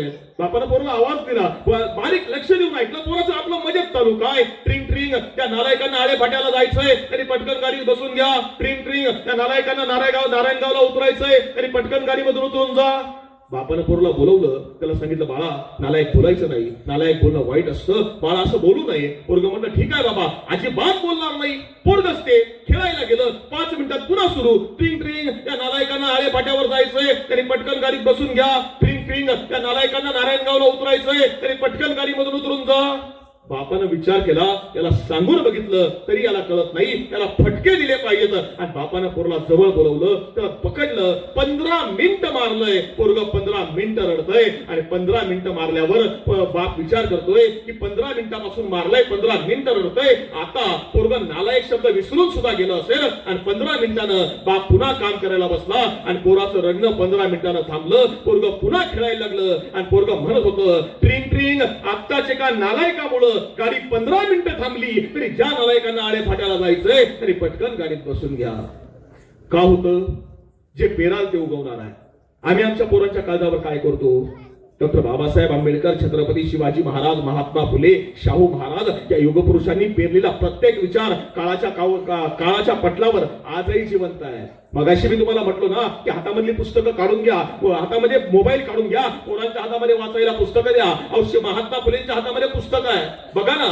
शाहू महाराजांच्या हातामध्ये पुस्तक आहे, बाबासाहेब आंबेडकरांच्या हातामध्ये पुस्तक आहे. तुम्हाला मला असं वाटतं का आमच्या हातामध्ये मोबाईल आहे म्हणून आम्ही मोठे झालो? नाही. त्या काळामध्ये डॉक्टर बाबासाहेब आंबेडकर 1918 मध्ये ज्यावेळी कोलंबियामधून शिकून भारतामध्ये आलेत ना, त्यावेळी बाबासाहेबांनी पहिलं काम काय केलं तर माहितीये? चौदार तोळ्याचा सत्याग्रह झालाच, पण चौदार तोळ्याचा सत्याग्रहाच्या आधी बाबासाहेब आंबेडकरांनी मुंबईमध्ये बॉम्बे स्टॉक एक्सचेंजचं जे ऑफिस आहे त्या ऑफिसच्या समोर आपली शेअर मार्केटची एक फर्म चालू केली आहे. तुम्हाला आश्चर्य वाटेल, बाबासाहेब आंबेडकर आणि शेअर मार्केट. हो, बाबासाहेब आंबेडकरांची स्टॉक अँड शेअर्स नावाची शेअर मार्केटमध्ये कंपनी आहे, ऍडवायझरी कंपनी. आम्हाला असं वाटेल की शेअर मार्केट आता चालू झालंय आणि मग बाबासाहेब कसं काय? आत्ता नाही, आमच्या हातात मोबाईल आत्ता आला, त्यामुळे आम्हाला समजलं शेअर मार्केट हे 1608 मध्ये डच ईस्ट इंडिया कंपनीनं चालू केलं. भारतामध्ये ते 1865 मध्ये आलंय आणि 1917-18 मध्ये डॉक्टर बाबासाहेब आंबेडकरांची शेअर मार्केटमध्ये ऍडवाइस देणारी कंपनी आहे. कारण बाबासाहेब आंबेडकर हे तत्कालीन काळामध्ये अर्थतज्ञ आहेत. बाबासाहेब आंबेडकर हे जगातले सगळ्यात मोठ्या बॅरिस्टरांपैकी एक आहेत. बाबासाहेब आंबेडकर हे उत्तम अर्थशास्त्राचे जाणकार आहेत. आणि हे सगळं असताना केलेली प्रत्येक कृती जी आहे ना ती काळाच्या पटलावर बघा, स्वतः करता नाही केलं काही. अरे साधी गोष्ट आहे, कॉलेजला जाणारं आपलं पोरग असेल ना, एखादं पोरग आपल्या समोर उभं करा, मग आम्हाला समजतं. आमच्या ज्या पोराला मराठीचं कळतं त्याला हिंदीचं कळत नाही, आणि ज्याला हिंदीचं कळतं त्याला इंग्रजीचं कळत नाही, ज्याला आर्टचं कळतं त्याला सायन्सचं कळत नाही, आणि ज्याला सायन्सचं कळतं त्याला कॉमर्सचं कळत नाही, त्याला मेडिकलचं कळतं त्याला इंजिनिअरिंगचं कळत नाही, आणि ज्याला इंजिनिअरिंगचं कळतं त्याला फार्मसीचं कळत नाही, आणि ज्याला काहीच कळत नाही तो शिक्षण संस्था काढल्याशिवाय राहत नाही. ही आत्ताची परिस्थिती आहे. बाबासाहेब आंबेडकरांनी शिक्षण संस्था काढली होती. बाबासाहेबांनी काय नाव दिलं असतं?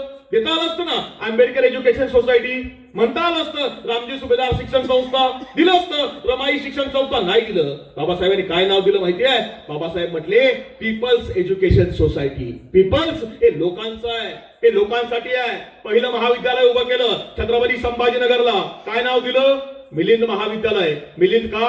कारण मिलिंद हा ग्रीक तत्ववेत्ता आहे, ग्रीकचा राजा आहे. त्याने जगाला आव्हान दिलंय की जगातल्या कोणत्याही माणसाने यावं माझ्या समोर आणि कोणत्याही विषयावर बोलावं. समोरचा सांगेल, मी जर हारलो तर मागणार ते देईल. अनेक लोक यायची, पराभूत व्हायची, निघून जायची. एक नागसेन नावाचा बौद्ध भिक्खू आला, त्याने मिलिंदला हरवलं आणि मग आता मिलिंद विचारतोय, बोल नागसेना, तुला काय पाहिजे? आणि त्यावेळी नागसेन म्हणतो, मला काहीच देऊ नको, फक्त तू बुद्ध धर्माचा स्वीकार कर. आणि या मिलिंद बुद्ध धर्म स्वीकारला आणि म्हणून बाबासाहेबांनी त्या महाविद्यालयाला मिलिंदचं नाव दिलं. का? कारण माझ्या महाविद्यालयामधल्या विद्यार्थ्यांनी त्या मिलिंद सारखं बुद्धिमान झालं पाहिजे. मुंबईला दुसरं महाविद्यालय चालू केलं. काय नाव दिलं? नाव दिलं सिद्धार्थ महाविद्यालय. सिद्धार्थ का? सिद्धार्थ हे बुद्धाचं नाव आहे. माझ्या महाविद्यालयामधल्या विद्यार्थ्यांनी सिद्धार्थ सारखं यावं आणि बुद्ध बनून बाहेर जावं, एवढ्याकरता सिद्धार्थ महाविद्यालय. प्रत्येक गोष्टीला कारण आहे, प्रत्येक गोष्टीला. आणि हे करत असताना एवढ्या संख्येने माझ्या माता भगिनी तुम्ही इथं आल्यात ना, मी जाणीवपूर्वक तुमच्या करता सांगतोय. का? मला माहिती आहे, कारण घर बदलवायची ताकद, जग बदलवायची ताकद ही पुरुषांपेक्षा स्त्रियांमध्ये जास्त आहे, ही आईमध्ये जास्त आहे. शिवाजी महाराज उभे राहिले. शिवाजी महाराज नव्हे, राष्ट्रमाता राजमाता जिजाऊ सोबत होत्या म्हणून शिवछत्रपती उभे राहिले. महात्मा फुलेंचं कर्तृत्व उभं राहिलं. केवळ महात्मा फुले नव्हे, सावित्री आई सोबत उभी राहिली म्हणून ज्योतिबांचं कर्तृत्व जगासमोर आलं. बाबासाहेब उभे राहिले. केवळ बाबासाहेब राहिले म्हणून नाही, रमाई वेली सारखे आयुष्यभर बाबासाहेबांसोबत उभी राहिली आणि म्हणूनच बाबासाहेबांना उभे राहिले. तर हे स्त्रियांच्या त्यागावर पुरुषांचं कर्तृत्व उभं आहे. आणि म्हणून माझी तुम्हाला विनंती आहे की आम्ही जो त्याग, स्त्रियांनी जो त्याग केला ना, तो आम्हाला समजला पाहिजे ना. आणि म्हणून माझी विनंती आहे, दोन जी लुगडी आहेत ना, त्या लुगड्याचं ऋण तुम्ही आम्ही कधीच फेडू शकत नाही. त्यामधलं पहिलं जे आहे ना, आमच्या सावित्री आईचं, लोकांनी फेकलेली तिकडं, लोकांनी फेकलेलं शेण सहन करून सावित्रीबाई फुले शाळेत शिकवायला गेल्या आणि हे सगळं करून आज तुम्ही आम्ही शिकू शकलो. आणि दुसरं जे ऋण आहे हे डॉक्टर बाबासाहेब आंबेडकरांच्या पत्नी महामाता रमाबाई आंबेडकरांचं आहे. ते आम्हाला समजून घ्यावं लागेल, आमच्या माणसांना समजून सांगावं लागेल. त्या दुर्दैवानं आता आमची परिस्थिती अशी आहे, आमची बरीच मंडळी येते, भेटते, सांगते, नाही नाही काय झालं ना, संविधान आपल्या बापानं लिहिलंय, घटना आपल्या बापानं लिहिली. अरे हो, आपल्या बापानं लिहिली आहे, पण आपण वाचली का? आपण अभ्यासली का? परवा मी त्या धायरीमध्ये व्याख्यानाला होतो. कॉलेजचं एक पोरग मला भेटायला आलं आणि भेटायला आलेलं पोरग साहेब मला म्हणतोय, म्हटले सर तुम्ही संविधानावर बोललात, आज सुंदर बोललात. म्हटलं सर संविधान खूप चांगलं मांडलं, पण सर तुम्ही जर हे संविधानावर सांगितलं तर सर मग राज्यघटना काय असते? म्हणजे संविधान आणि राज्यघटना ही एकच आहे, हे अजून या देशातल्या लोकांपर्यंत गेलं नाही. असं का झालं असेल? दोष कुणाचा आहे? चिंतन करावं लागेल, आम्हालाही विचार करावा लागेल. परवा 26 नोव्हेंबरच्या निमित्तानं जालन्यामध्ये व्याख्यानाला गेलो खरंच साहेब, आणि 10,000 लोक कार्यक्रमाला, त्या जालन्याच्या पोलीस ग्राउंडला कार्यक्रम, मोठी गर्दी. आणि कार्यक्रमाला गेलो आणि समोर काही अधिकारी बसले होते. आता त्या इथं जी बसलेली सगळी मंडळी आहे ही सामान्य कुटुंबामधली, मला जाणीव आहे. म्हणजे मगाशी व्हिडिओ साहेब आले, मला त्यांचा अभिमान वाटला की अशी पुढे गेलेली माणसं ही तो समाजामध्ये येत नाहीत आता आजकाल. तर आमची बरीच मंडळी अशी आहे, आरक्षण घेतलं, सगळ्या सुविधा घेतल्या, वेगवेगळ्या गोष्टी बाबासाहेबांमुळे मिळाल्या आणि या सगळ्या सुविधा घेऊन माणसं पुढे निघून गेली. आणि पुढे गेलेली माणसं समाजाकडे जो मागं राहिल्या त्याच्याकडे बघायला तयार नाहीत.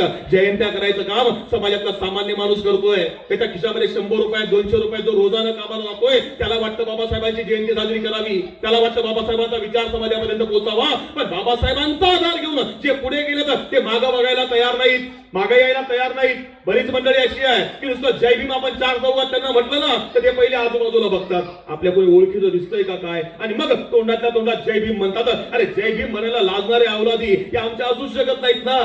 जय भीमचा अर्थ काय आहे? जय भीम म्हणजे घोषणा नाही आहे, जय भीम म्हणजे केवळ नारा नाहीये. जय भीमचा अर्थ असा आहे की अन्याय करणारा किती मोठा असला तरी मी झुकणार नाही, कारण माझ्यासोबत भीम आहे, याचा अर्थ आहे जय भीम. जय भीम म्हणायला काय लाजायचं? त्या जालन्यामधलं तुम्हाला सांगत होतो, त्या जालन्यामध्ये सभेला गेलो आणि व्याख्यान संविधानावर चालू होतं. संविधानावरचं व्याख्यान संपलं 26 नोव्हेंबरचं. समोर एक डेप्युटी कलेक्टर बसले होते. मला म्हटले गोसावी सर सुंदर बोललात, चांगलं बोललात, छान बोललात, माझी अशी इच्छा आहे की समोरच आपला बंगला आहे, चहा घ्यायला आलात तर बरं होईल. मी म्हटलो येतो की साहेब. गेलो, 3 मजल्याचा बंगला, खाली बघितलं पार्किंग मध्ये अनेक गाड्या, इनोवा पासून वेगवेगळ्या मोठ्या 5-6 गाड्या लागलेल्या.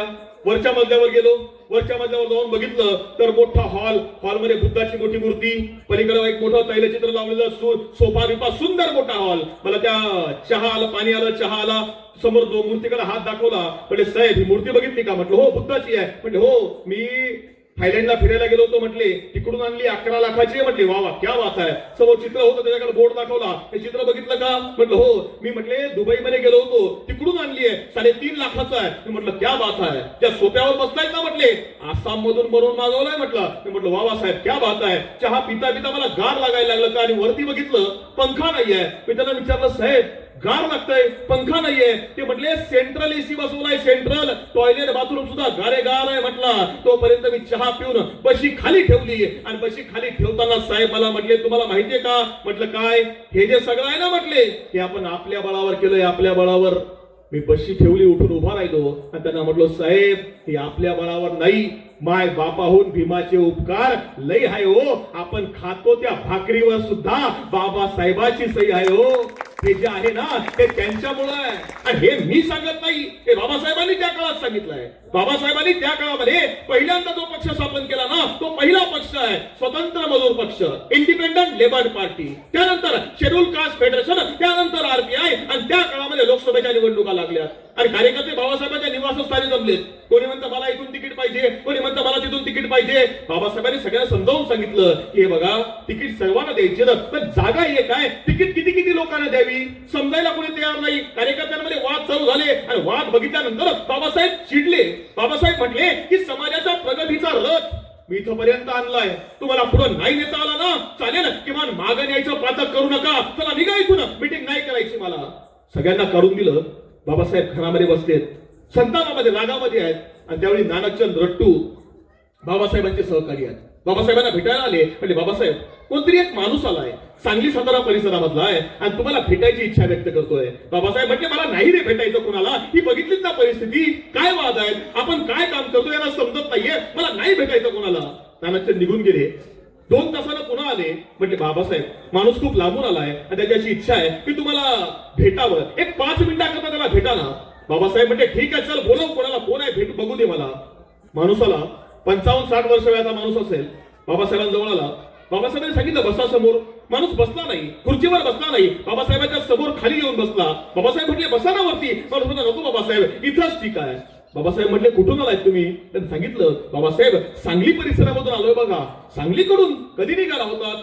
15 दिवसापूर्वी निघालो होतो बाबासाहेब. 15 दिवसापूर्वी. अहो काही खाल्लं की नाही. बाबासाहेब म्हटले खाल्लं ना. म्हणजे कसे आलात तुम्ही. म्हणजे बाबासाहेब पायी पायी चालत आलो. अहो पायी पायी चालायला किती दिवस. 15 दिवस लागले. म्हटले हो काही खाल्लं का. बाबासाहेब खाल्लं ना. म्हटले काय खाल्लं. बाबासाहेब बायकोनं भाकरी बांधून दिल्या होत्या, त्या खाल्ल्यात बघा. 15 दिवसापूर्वी निघालात ना, भाकरी 15 दिवसाच्या असतील. हो बाबासाहेब. मग कशा खाल्ल्यात. बाबासाहेब काय नाही, बायकोनं भाकरींचं गाठोडं बांधून दिलं होतं, घरामधून निघालो, आणि मग पुढे आल्यानंतर 2-4 दिवसामध्ये भाकरी कडक झाल्या. पण ज्यावेळी एखाद्या गावाच्या बाहेरून चालायचो, पाणवठा लागायचा, ओढा लागायचा, नदी लागायची, तर नदीवरचं पाणी घ्यायचो, भाकरीवर मारायचो, भाकरी नरम पडली की मग खायचो, आणि हे खात खात इथपर्यंत आलो बघा. एवढा प्रवास करत 15 दिवसाच्या भाकरी खात इथपर्यंत आला. तर अहो काही काम होतं का माझ्याकडं. तो माणूस म्हणतो नाही बाबासाहेब काहीच काम नव्हतं. काहीतरी काम असेल ना इथपर्यंत आलाय तर. नाही बाबासाहेब काहीच काम नव्हतं. मग का आलात. तो माणूस सांगतोय बाबासाहेब तुमच्याकडे काहीच काम नव्हतं, फक्त इच्छा एवढीच होती की आमची हजारो वर्षाची गुलामगिरी त्या युगपुरुषानं एका जन्मामध्ये मिटवून दाखवली. त्या युगपुरुषाला मला मरायच्या आधी फक्त एकदा डोळा भरून बघायचं होतं. बाबासाहेब तुम्हाला फक्त बघायला आलो, बघायला. हे शब्द ऐकले बाबासाहेबांच्या डोळ्यामधून अश्रूंची धार लागली. बाबासाहेबांनी त्या माणसाला मिठीत घेतलं. ढसा ढसा अश्रूंची धार लागली. आणि बाबासाहेब नानकचंद रटूला सांगतायत नानकचंद आपण जो संघर्ष उभा करतोय ना तो यांच्या करताय. गाव कुसाच्या बाहेर असणाऱ्या माणसाला आपली गरज आहे. मोठ्या पदावर गेलेल्या लोकांकरता नाही, तर शिकलेल्या लोकांनी मला धोका दिलाय. मला जे काम करायचंय ना ते यांच्या करता करायचंय, आणि याकरता आपल्याला काम करावं लागेल. प्रश्न असा आहे बाबासाहेबांनी असो, शिवाजी महाराजांनी असो, त्या काळामध्ये केलेली कामं जी आहेत ना ही कुठल्या सामान्य माणसांकरता नाहीत. ही या मातीमधल्या गोरगरीब जो मागं राहिलाय त्या लोकांकरता काम केली. तर आम्हाला आमच्या कोरोना ते समजावून सांगायचं आहे. आणि माझी तुम्हाला विनंती आहे, मला माहिती आहे 1 तास होऊन गेलाय, तुमचे पुढचे कार्यक्रम आहेत, अगदी 2च मिनिटं तुमचे घेतो. आम्ही तरी का फिरायचं. तुम्ही मानधन द्याल, तुमच्या मानधनावर माझं घर चाललंय तेवढ्या करता अजिबात नाही. माझ्या भावांनो बहिणींनो, मागच्या 14 वर्षापासून म्हणजे आमचे खरात साहेब साक्षी आहेत, मागच्या 14 वर्षापासून आम्ही आई वडील नसणारी अनाथ मुलं सांभाळतो. आज रोजी माझ्याकडं राज्यातल्या शिवनिश्चल सेवाभावी ट्रस्ट या नावाची संस्था आहे आणि या संस्थेच्या माध्यमातून राज्यातल्या ज्या शेतकऱ्यांनी आत्महत्या केल्यात आणि राज्यातल्या ज्या मुलांना आई वडील नाहीत अशी आई वडील नसणारी अनाथ मुलं मागच्या 14 वर्षापासून आम्ही सांभाळतोय. आज रोजी माझ्याकडे आई वडील नसणारी 128 अनाथ पोरं ही शिक्षणाकरता दत्तक आहेत. माझ्या दत्तक घेतलेल्या 5 मुलींची लग्न झाली आहेत आणि मला 3 नातू सुद्धा आहेत. हे मागचं 14 वर्षामध्ये आम्ही उभं केलेलं काम आहे. ही कोणाची पोरं आहेत? ही आपल्या गोरगरीब बहुजन समाजामधली मुलं आहेत. म्हणजे तुम्हाला उदाहरण सांगतो, आळे पाटीच्या पुढे गेला तर एक वस्ती आहे. त्या वस्तीवर तिथून मध्ये शिरूरला जो रस्ता निघतो ना, त्या रस्त्यावरची एक वस्ती आहे. नवरा बायको दोघंही शेतकरी गरीब कुटुंबामध्ये मजूर कुटुंबामधले आहेत आणि आठवडे बाजाराचा दिवस आहे. आई बाप शेता आपल्या घरामधून निघालेत, बाजार करायचा आहे. बाजार करून आपल्याला घरी यायचं आहे. 2 मुलं आहेत, एक मुलगा एक मुलगी. मुलगा 6 वर्षाचा आहे, मुलगी 4 वर्ष वयाची आहे. पुण्या गोविंदाचा संसार चालू आहे आणि आई बाप दोघंही रस्त्यावरून चालत असताना गाडी आहे, गाडीवर मुलगा पुढे बसलाय, मुलगी पाठीमागे बसली आहे आणि समोरून एक उसाचा ट्रक येतोय. ट्रकवाला फोनवर बोलतोय, गाडी चालवतोय, फोनवर बोलतोय, गाडी चालवतोय. त्यानं समोरून येणारी गाडी बघितलीच नाही. त्यानं तो स्प्लेंडर गाडी अशी उडवली की नवरा बायको दोघंही ट्रकच्या चाकाखाली आले आणि दोघंही मुलं रस्त्याच्या बाजूला जाऊन पडली. प्रश्न असा आहे, आई गेली आहे, वडील गेलेत, पण पोरांना सांभाळायची कोणी? नातेवाईक म्हटले आमची परिस्थिती नाही. अनेक गावातील लोक म्हटले कोणी सांभाळायला जागा नाही. मागच्या 7 वर्षापासून ही पोरं आमच्याकडे आहेत. त्यांना शिकवायचं जगवायचं काम आम्ही करतोय. का?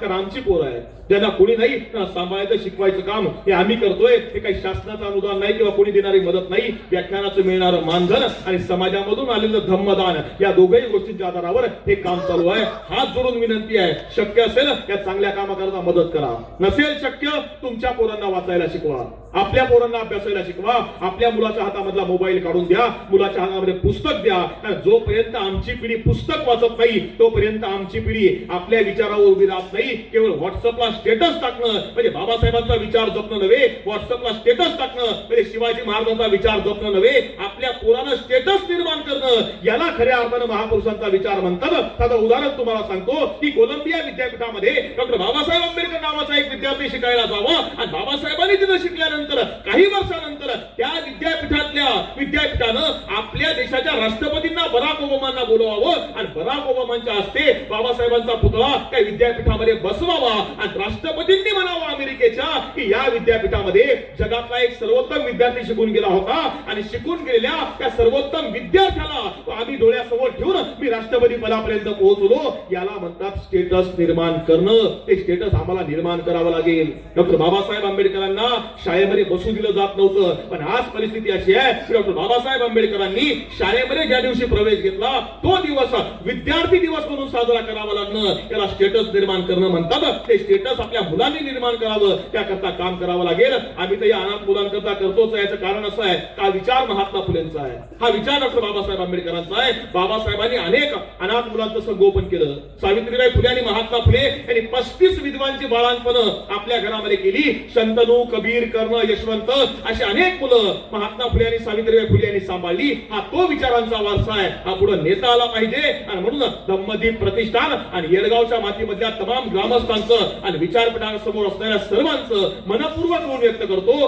आणि तुम्हाला सांगतो, एक शाहीर असं लिहितो की एक तालाब के किनारे एक इमारत को लग गई आग, एक तालाब के किनारे एक इमारत को लग गई आग, मच गई भागम भाग, कुछ लोगों ने आग पर पानी डाला, कुछ लोगों ने आग पर पानी डाला, कुछ लोगों ने आग में घिरे लोगों को बाहर निकाला, सभी ने वो किया जो था जिसकी पहुंच में, सभी ने वो किया जो था जिसकी पहुंच में। एक चिड़िया भी डाल रही थी पानी भरकर अपनी चोंच में, तब पेड़ पर बैठा कौवा बोला, चिड़िया रानी तू सुई की नोक से पहाड़ खोद रही है, तेरी चोंच में जितना पानी आएगा उससे आग का एक शोला भी नहीं बुझ पाएगा। तब चिड़िया ने दिया जवाब एकदम लाजवाब, चिड़िया बोली मेरे भाई मैं तेरी बात को मानती हूँ, मेरे भाई मैं तेरी बात को मानती हूँ, अपने चोंच में भरी पानी की क्षमता भी पहचानती हूँ, अरे मैं तो बस इतना जानती हूँ कि जिस दिन इस घटना का इतिहास लिखा जाएगा हमारा नाम आग लगाने वालों में नहीं आग बुझाने वालों में लिखा जाएगा। धन्यवाद। जय जिजाऊ, जय शिवराय, जय ज्योति, जय भीम। धन्यवाद।